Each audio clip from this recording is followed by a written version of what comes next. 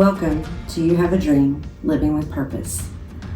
I'm your host, Brandy, the life coach, and I want to personally thank you for tuning in. This is a space where faith meets action, where dreams are rediscovered, and where purpose is lived out loud. And I'm your co-host, Victoria. Each week we'll have real conversations about faith, growth, and the beautiful, sometimes messy, process of walking in purpose. That's right. So today is our very first episode. I should add some applause there or something. Mm-hmm. So we're talking about what started it all. You have a dream. Because before purpose becomes a plan, it begins as a whisper. In the spirit, a God-given dream that refuses to die, no matter how much time has passed.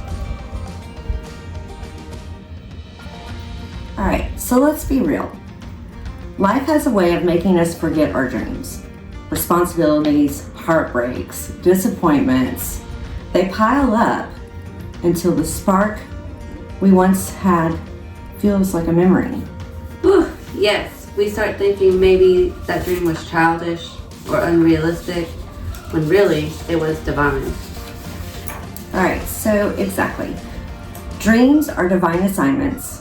God doesn't plant something in your heart just to tease you. He plants it so that through you, something beautiful and life-changing can bloom. I love that image because sometimes the dream doesn't die, it just goes dormant. Yes, dormant. Dormant, not dead. You may feel buried, but really, you're being planted. Let me say that again from someone listening. You're not buried, you're being planted. So we have different seasons in our life, and what I want to tell you is like mine, okay? So when I was growing up, all through school, I wanted to be the next Patsy Cline. So, I entered talent shows, I went to college for vocal music, got voice lessons and all that. And so as I'm growing older and still going to talent shows, okay? And so I tried out for one, and I actually took Victoria with me. She was just a little baby. And I tried out for Linda Ronstadt's talent agency. And so, you have to wait, I think it was like 3 weeks. And so when they called, they said Linda Ronstadt wanted to add me to her agency. And I was like so excited, right? So excited. But then they tell you all the stuff that you need to have. You need $75,000 for the studio time, the studio musicians, paying the rights for the songs. And I'm like, oh my gosh, I can't afford that. I mean, Victoria was probably almost 2. I can't do that. I can't do that. So that dream is gone. But I still sang at church. I still sang at weddings. I still sang at funerals. I sang all the time. That's true. She really does. Huh? I said that's true. You really do sing all the time. So the next season of my life was being a single mom with 2 children. And I went back to school to get my associates because I needed a career to support us.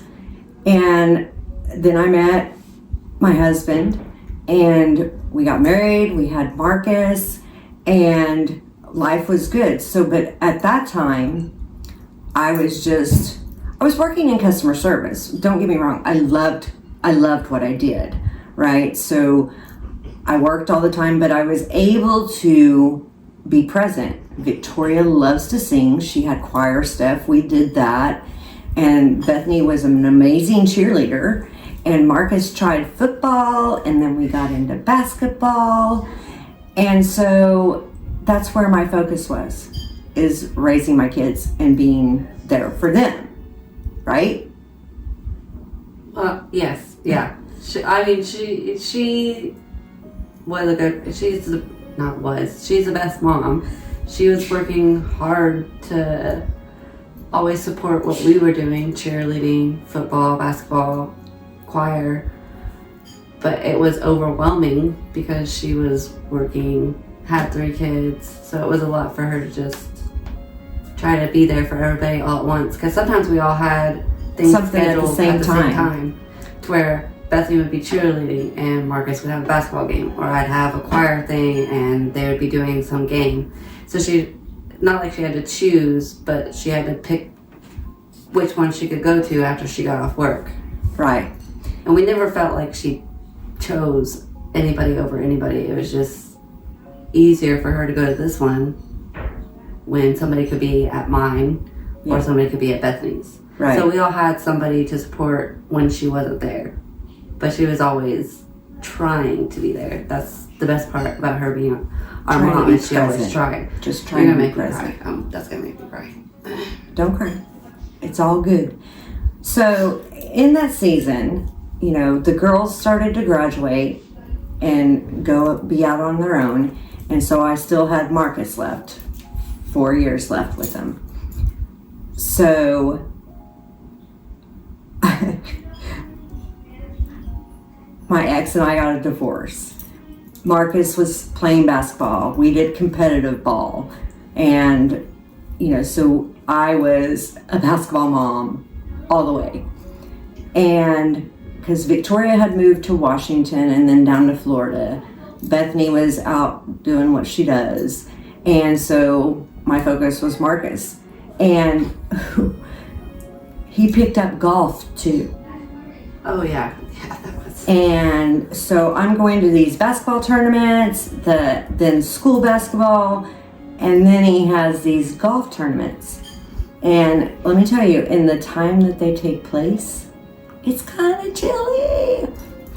But we went, rode in a cart, cheered him on, made him laugh, made him smile.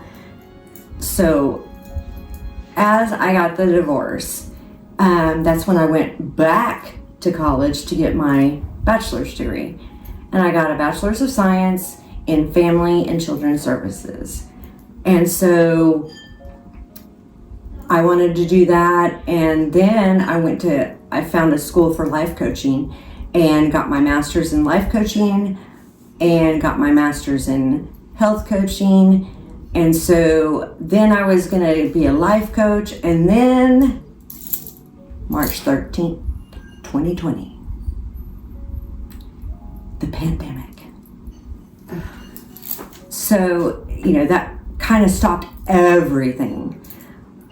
And then my stepdaughter at the time did not want to go back to school. She was just terrified to go back to school. And so we enrolled her in a school.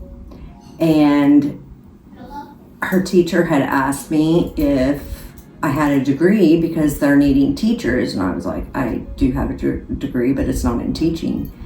She goes, we have a You Teach program, and you can teach and also take the tests to become a teacher. I did that. So I've been teaching since then, since 2020, and I absolutely love my job. I absolutely love it. I love touching my kids, making a difference in their life. I absolutely love it. And I've had probably 10 kids already that graduated.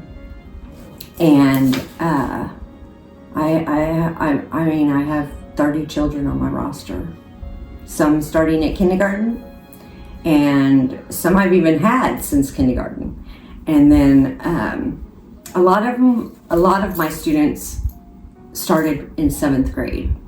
So my 7th through seniors are students that I've had the whole time, and I absolutely love it. So with that being said, there are seasons in your life, And again, your dreams are not dead. They're dormant. So here I am back at life coaching where I feel I'm called, and I'm bringing my daughter along because I think she'll give some good insight as well, because she's the mom of 6. She sees it every day. She watches her kids grow up, and they have dreams too. And so she gets to watch them flourish just like I got to watch them. So now we're going to get practical. I want to give you 3 steps to start walking toward your dream again. Step 1, ask yourself, why did God give me this dream? Your why is your anchor. And you will doubt, and your doubt tries to shake you. So just remember your anchor, okay? Step 2, reignite the vision. Write it down. Habakkuk 2:2 says, write the vision, make it a plan. When you put it on paper, you're saying, God, I agree with what you've shown me. And step 3 is release the timeline. You don't have to know when or how. Just take one faithful step. God blesses movement, not perfection. That's good, Mom. I love that you said movement, not perfection. Yes, perfection kind of paralyzes us, doesn't it? But God sees progress in movement. Every small step in still obedience. God loves that.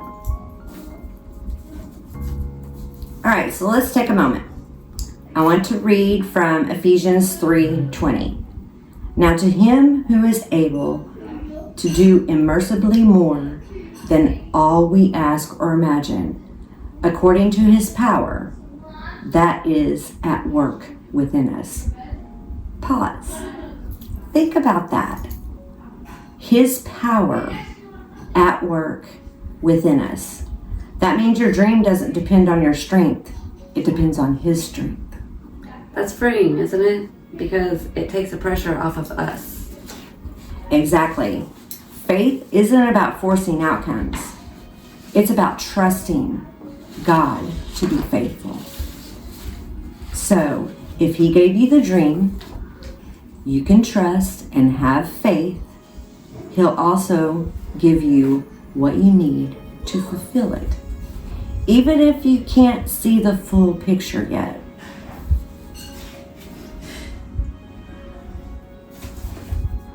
All right, here's your challenge this week.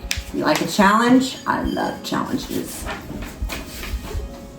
Take out a notebook, write your dream down, even if it's small, scary, or far away. Then pray over it. Ask God, what's my first faithful step? If you've been inspired by this episode and want to go deeper, schedule a coaching session with me at youhaveadream.livingwithpurpose@gmail.com. Together, we'll help you plant that dream again in faith, not fear. That's right. Don't wait for the perfect conditions. Just plant the seed. God handles the growth. Before we close, let's speak this truth together. My dream is alive. My purpose is clear. I trust God to guide me. Say it again until your spirit believes it. My dream is alive. My purpose is clear. I trust God to guide me. That's so powerful, because when you speak life, you breathe hope back into your purpose. Exactly. Thanks for joining us for this first episode of You Have a Dream, Living with Purpose. Next week, we'll dive into impossible equals impossible and talk about turning fear into faith. Until then, keep dreaming, keep believing, and keep living with purpose. I also want to let you know about a charity that I absolutely love, and I hope you find the love for it too, and I'll link it in the show notes, is Folds of Honor. Folds of Honor is a group that provides scholarships for soldiers that were injured or even died. It's sad. But it gives a way to carry on that soldier's legacy. So look into them, and we'll see you next week. Be blessed in all you do.